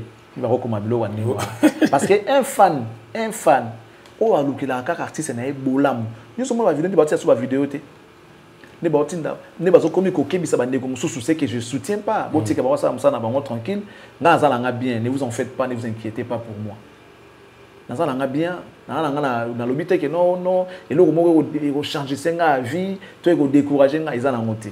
Laissez les frères faire leur travail, sont nos frères. Bilangeza munene. Bilangeza munene. Botika ko harceler bango, botika malo quand bo ça dit vous autres part nanga non, c'est pas bien. C'est la famille, c'est la corporation, presse, tout ça là bien. Ils font leur travail. Nous aussi, tout ça la paix abisso, na muke toyebi, on essaye d'apporter un petit plus par rapport à l'évolution de l'art de l'artiste. Il est grand, il a tellement de choses. Au surtout vous tu vois naka naie et masco qui donc to komi batunaye. Il y a 11 mois, on a gâté le mambo. Nous souper pour ça gagne équilibre. Or, tu peux vendre la gaille du matin au soir mambo le aussi. Tout à l'heure, je vais proposer que les gens regardent ces images. Journée culturelle l'école, pas de babi dans intro ya you arena ya fali. Faut mon a pas de danse. Lorsque j'ai dit dans le bal comme bakobi dans la loquet tout ça ça fait du beau, ça fait du bien. Basi balinga comme on j'ai vu les femmes, les jeunes, nos enfants, les jeunes filles en train de danser. C'est beau à voir.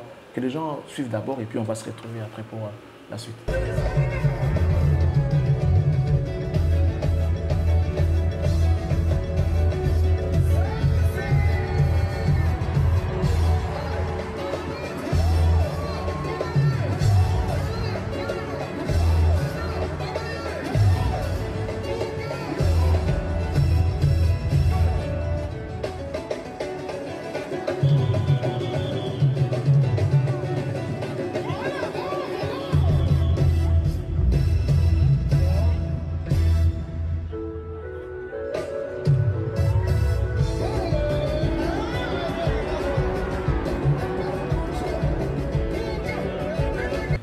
Si vous avez un peu de temps, quand il y a un peu de temps, on va pendant 1 heure de temps. Quand tout le monde va bini boui, 1 heure de temps. Il y a un peu bang, bang, bang, boum, boum, boum, boum. Il y a un temps pour tout. Le monde évolue. Il y a changé dans ma caméra. Les femmes aujourd'hui, dans les autres, on se passe pas dans la douceur. Ils ont rapproché la réalité. Donc, il fallait aujourd'hui faire sa musique. Alors, taper par Yabasi Nakati. Il ne pourra qu'avancer. Il ne pourra qu'aller loin. Dans ce monde. Confiance. Et là, on a un peu de ils appellent les warriors, ils appellent les rebelles. C'est qu'il a évolué. Tu as évolué. Tu as évolué. Je pas directeur Irlich Mbalanda Kadima. Na onat kuna na pesi mbote. Na pesi mbote Irlich mbote na mon directeur. Olobaka likamoko na émission makamba organisation. La carte on dirait comme en réalité. Donc, l'organisation il fallait être très organisé. Tout à l'heure, l'autre concert et comment soit des coproduction, bien mais pourquoi il fallait la cac avec producteur? Mais parce que d'abord, parce que c'est lui les top, même en Afrique. Ceux qui ont investi, bon, on a un coordinateur aux hommes. Pour le terme, on a un produit au bas consommer. D'abord, en termes de followers, on va compter notre tour, on va followers. Pour le terme, il y a un autour. Il y a followers na Facebook, na TikTok, na Instagram, il y a YouTube, il y a vente, la plateforme de vente à téléchargement, tout ça et tout. Et pour motiver à produire pour que bon il est suivi les gars il est accepté na bateau mais ce que ceux qui yo ba compte nous a on producteur les deux commanding on a si toi producteur ali doit attention na Congo na mboka mutu mo alingaka yo ayebi yo ka ki non vient à titre nostalgique a bien bête yo mais na producteur mo ali bana zo luka mutu produire ba otala ba on a tout na Congo on veut produire na titre congolais qui est le plus suivi ba otala mo na que non ils a fallu avec des millions d'abonnés sur YouTube, des millions d'abonnés sur Facebook, des millions sur Instagram. Au moins, ils correspondent à des critères. De deux, il est organisé dans quel sens? Il a des représentants presque partout. Okay. Il a des représentants presque partout. Et ces gens-là sont mieux placés. Neti, Par exemple, Soulé Kaouka, par exemple. Assistant et Premier ministre. Conseiller à Premier ministre. Celui qui a une primature, qui a besoin d'artiste. Parce qu'il y a ça. C'est déjà une représentativité. Donc, il fallait mieux placer. Une raison de plus, c'est qu'il bien entouré. Au Sénégal, bateau va coopérer. Manager parce qu'il y a les managers principaux, il y a aussi des managers, il y a les paiements. Donc, Bamboka tout est vibrant. Et ça, la musique par rapport à Cop, il y a des gens qui le représentent là-bas. So le gars a fallu pour un numéro n'a été quand c'est pas bien au Sénégal kawana. Un producteur sénégalais qui cherche Fali, a rejoint il a fallu qu'au Sénégal. Il dit, on me dit que tu es en contact. Oui, je suis son manager. Ah, moi, je vais Gabeta. Ah, oui, bon, d'accord. Tu as la clause d'arabe. Il y a côté en contact avec l'artiste. Ah, ok, évoluer. Sauf que évoluer, si on close, au Tindelier, au Lakissier, il y a PC un manager principal. Bah, se mettre d'accord, va décider. Ceux qui vont valider le contrat, vont valider le contrat. Ça veut dire qu'il a des gens partout. Si quoi, mon sous on m'a bien pour moi, on est partout. Bon, on paye Banokende et bien pour nous foutre à bateau. Mais non, ces gens-là ne sont payés que lorsqu'il y a un solo. C'est ça l'organisation. Soit il y a un solo, il y a un COP, par exemple, le manager face aura 20%. Soit il y a un COP, par exemple, vous foutez 20%. Soit dans un COP, tu as 20%. Mais les managers principaux, maintenant, à chaque fois qu'il y a un contrat, il faut un bon. Il faut un bon. Ok. Parce qu'il fallait que tu bon et à cause d'un contrat. Tu as chargé 2025. Et là 2025 à Stade de France. À ça, dans l'activité. Un mois, il y a 400 qui a bougé. 2 mois, il y a 400 qui a bougé. Et c'est ça la force de l'artiste. C'est ça l'organisation. Il dit que le business a marché à Rabo. Il faut dans la bateau. Plus tu es sollicité, plus tu gagnes. Même attention, tu foot à bateau. Mais parce que tu joues beaucoup. Parce que tu vas faire un concert dans Souka. C'est là que tu vas faire un concert dans la salle mythique. Tu vas attendre des années. Bazon a sous la casa de papa. Quand il y a un succès, si on a tu vas remonter pente, tu vas dans un contrat. C'est vraiment le désordre total. Et cet artiste-là a ébi au hasard. Nous avons révélé que le Mongo, Fali, c'est l'incontestable aujourd'hui, l'incontournable, l'imbutable, l'intouchable. Je t'ai dit tout à l'heure qu'à l'époque, la main noire était qui? Était Kofi. Parce que Azaki n'a succès, Azaki n'a top. Et Kofi a fait face dans ma génération presque belée à la musique Oh Yakuta Tidelo. Et puis on dirait à quoi ça va, on dirait à Longa Bam. Kofi et Papa Wemba.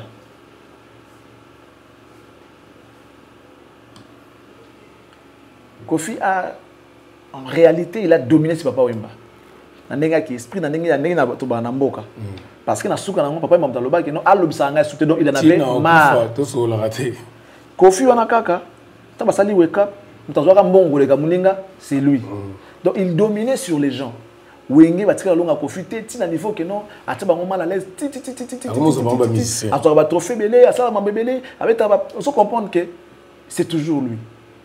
Mais là où Kofi il a échoué parce que l'autre a les Rambo d'Isaïe. Le champion de Bazala qui est Rambo. Soit Rambo. Tu as le rôle à Rambo dans le film. Tu as Yemoko. Après, tout le monde a libéré mon toit d'aller besoin. Rambo. Ce qu'il y a qui Rambo. C'est-à-dire mon toit les colonies les Rambo d'Isaïe. Ce que Rambo d'Isaïe, petit moyen à quoi ici. Le banc d'Angata formé mon année. Ah oui, ça y est. Parce que le West Wanga, à ce moment-là, avant Tika, face à moi, on dirait Zong, ça Chukiwana. Ce qui est trop tard. Ce qui est trop tard. Donc, ici, déjà. L'exo avec Timokolo. Donc, ça a été dans la première round, dans le premier combat. Si quoi, on a un retour, Kaboul qui a gagné un retour, a gagné sous tes pots ici. Si quoi, passe à Kofi, Maramba Bitumba, Mikolo, a gagné, Jobara danger, a gagné, si quoi, petit Moko Boye, a gagné. Et là, on soit revenir dans le côté. à ça va démarche en ligne tout. Je vais rappeler aux gens qui nous suivent, la première édition de Award, Kofi avait demandé à ce qu'Akutana Faliba solo là. Ok. La première édition de Award, c'était en 2009, je crois, si je ne me trompe pas. Kofi avait demandé 2009, hein. Ouais, c'est pas 2007, 2009, 2008. 7. La première édition, je crois, 7 ou 8. Ouais. 2007. À Sengara Koutana Faliba Sola. À Sengara, on a. Mais organisateur n'a pas besoin de Falit. Pour moi, là, tiens, pour toi, il fallait aller à causer. Zoumon. À Sengara Koutana Faliba causer. Fallait. Tout ça. Ok. Pas de caméra, pas de photos. J'accepte. Parce que je viens de dire qu'ils ont une caméra. Il fallait aller mais pas de caméra, pas de photos. Je vais aller les sous. Ah bon, il y a un bongo. Ah, bah cela est quand même bon. Il y a une caméra, ma photo, moi il fallait pas de caméra, pas de photos. Je viens te saluer. Moi je t'ai valeur na. Est-ce que vient en tas que non? Bah il y a imposé à battre. On va imposer yango. Fallait c'est pas de caméra, pas de. Ça bloc on va ça là. Ah vraiment je viens mais je veux pas de caméra quoi. Après ce moment à cacher concert, nous t'en filmé non. Droit image to kana qui na ngote image ça yote. Ça c'est lui. Parce qu'il fallait abétailler, pas de caméra, pas de photos. Sur la photo posée. Les vieux s'est plié. Vous voyez, il sait ce qu'il est, Ami Yebi. Il est organisé. Il ne laisse rien au hasard. Il est vraiment organisé. Et c'est bien d'être à côté d'un artiste comme ça, à Ruben Dabino Likolo. Parce que nous aussi, on fait une carrière. On fait une carrière. Et ça l'appelle Sengo. Un jour, mon open à You Arena. Au sein du concert Wana. Tant que tu as histoire à Kabia parcours, non, je fais des salles telles que You Arena, je fais bruit. Il continue à palmarès. Et comme je suis grand par rapport à la réalisation, il y a un boulot sala. J'ai été le MC de cet événement-là, j'étais là. C'est moi qui étais à la présentation. J'ai été au Stade de France, j'ai été au Stade des Martyrs. Mais d'autres artistes, ça monté ma refoule la thé. Claudicia qui présente Fali. Claudie, ce n'est pas n'importe qui. Claudie était là, même depuis la création de Fali étant artiste en solo. Droit chemin. Fali, Claudicia était là. Claudie, oui. Qui vend Fali. L'artiste le plus talentueux de sa génération. L'artiste est beau. Parce qu'il connaît l'histoire de l'artiste. Faire qui nous ramène Willy Dumbo. Abani Moussa on a nani. Aïbini la musique na biso. Donc tout ça, par complexe, vous avez même pas historique, il y a musique na biso. Aïbi artiste était, Aïbi aura fait tout ça et tout, il y a un stade des Martyrs, un grand concert au lieu de Saba Namboka, privilège wana. Non, mais c'est la principale, papa. Stade wana. Mouta Aïbi Ferré. La matinée pour ne pas présenter Ferré. Parce que tout fait partie de la beauté de l'événement. Lorsqu'on te présente bien, on parle de toi bien devant ton public, et puis ça a motivation, puis ça ressemble. Ce qui est là, impact. Willy Dumbo là, c'est rien. Après ça, après ça, rien du tout. Or, ça aurait été, moi, je mboka yebi pendant noko bien.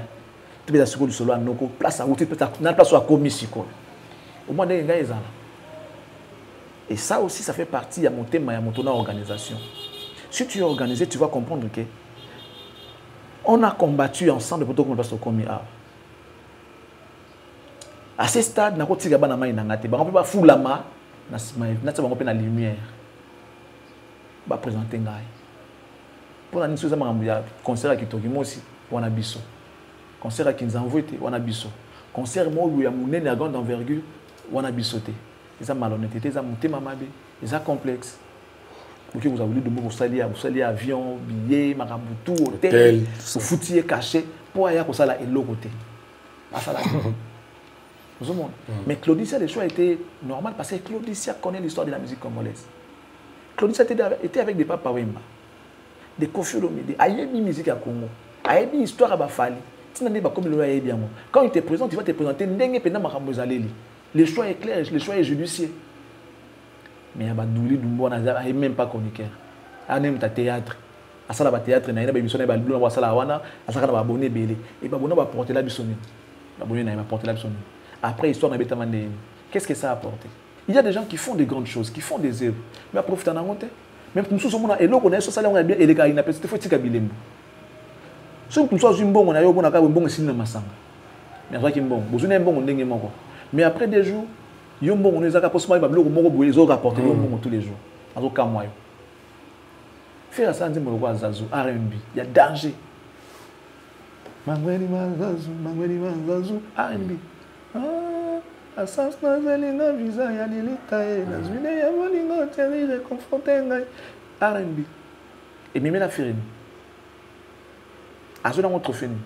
A sala ndim bonani. Et le côté. Bizorbi ou tobeta. Et même lieni. Et pesini. Et le côté. C'est-à-dire, il y a des gens qui ne savent pas saisir les opportunités, qui ne savent pas exploiter le talent d'avoir un bon bien, parce qu'ils n'ont pas entouré des gens compétents. Au bazar dans le domaine noir. Mais Fanny à mort, tu n'as pas ce qu'il y a. Aussi, featuring Nana Olivia. Tu n'as pas ce qu'il y a. S'il est au top aujourd'hui, partant de là, featuring avec Olivia, c'est-à-dire, il saisit toujours l'opportunité. Parce que il dit que nous faut on a place telle pour ça la makambu telle avec son équipe et bah ça la rame. Les Edi Badiata, les Mano, les Nani, on se comprend. Bah Cyprien, nous on ça dit ce sont des bonnes personnes pour l'artiste. Les gens qui accompagnent l'artiste professionnellement. La Soulé Kaouka. La Soulé Kaouka. Bah Edi Badiata. Bah tout le monde. Bah ça Ebele, bah Dilasso, tout ça. Pourquoi Dilasso? Donc voilà un peu ce que moi j'avais à dire par rapport à l'artiste. Voilà, merci beaucoup Charlie Prince. Merci Gédéon, Maman Fallon Kunga, la patronne, Olingaraboy. Obsenga qui je vois que Charlie Prince moi temps ebele lelo apesibino temps ebele na Fallon Kunga la patronne, la pession bote sikozali. To comme même na suka Charlie Prince na libéré yo. Okenda makambo ebele poza mutama makambo ebele. Non, merci. Merci, je crois que tu l'as bien ebele. Donc on insiste mais na question ba ki ba sala confiance tinga na bika ke soki auto sala les autres c'est ça ba tout lelo c'est que ba c'est de ba chaque jour suffit sa peine donc on OK sengo lelo nzamba sala ki za bongo so ipe katani lobby po moto uta kufaka soki pe katani lobby c'est peut être pour aussi qui déjà sengo moko lobby au moins participer pe na moi santé na yo c'est qui bien voilà tout profiter à chaque instant à vie na biso c'est très important on ne sait jamais ce qui peut arriver après une seconde donc confiance ou pas nous on fait le travail OK tout ça on a encore beaucoup de choses à donner, on a encore beaucoup de choses à dire. Tout ça, là, peut-être en ce temps, on a 10e année qu'on fait ce qu'on y a là. Parce qu'il n'y a rien qui reste éternel. Et puis, il faut voir que tout ce qui est amour ne meurt pas. Tout ce qui est amour ne meurt pas. Donc, Boula pour la répéter. Boula pour la rater. Attends, après 10 ans, peut-être, on comprendre tout ça, maman. Amen. Voilà. Vous souffrez dans le mikolo. Dioyo ici la leloté. Po awa de batu bandimi ba biso confiance. Émission yo comme on a formule 7. Merci Charlie Prince ndengo ya ki la plateau pesi biso matière pesi bango matière. Boko souffrir bo po to kutikate. To akabo to ke na bino likolo. Merci petit na Gédéon équipe technique kuna. Salam sala na ondenge kei to kutani lobby na numéro asika. Le temps que matière est préparée pour boende biso télé de l'excellence soyo tokoza pe bino kala mingi te tozala bino maele titi nati tokutani lobi